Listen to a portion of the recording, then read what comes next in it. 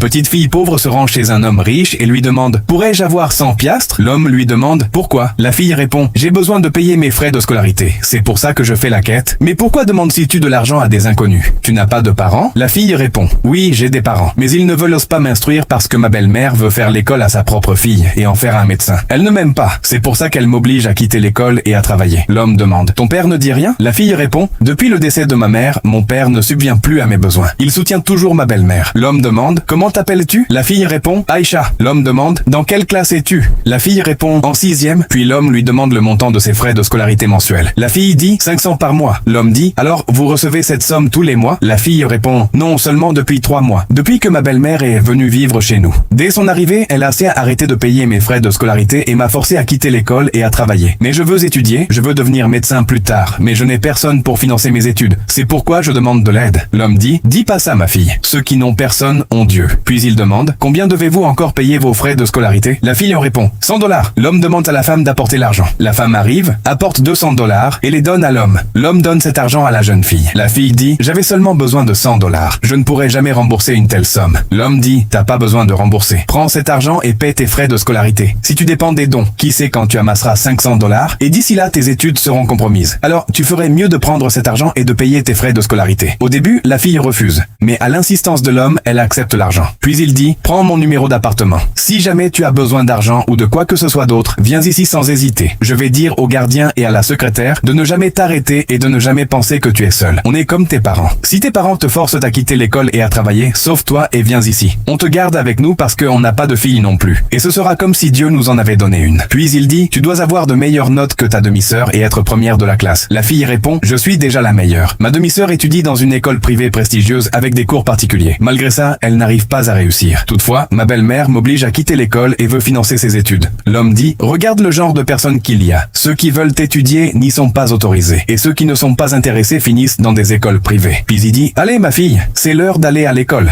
La fille les remercie et s'en va. La belle-mère devrait-elle être poursuivie en justice pour avoir forcé son enfant à quitter l'école et à travailler? Si oui, merci de republier la vidéo et de laisser votre avis en commentaire.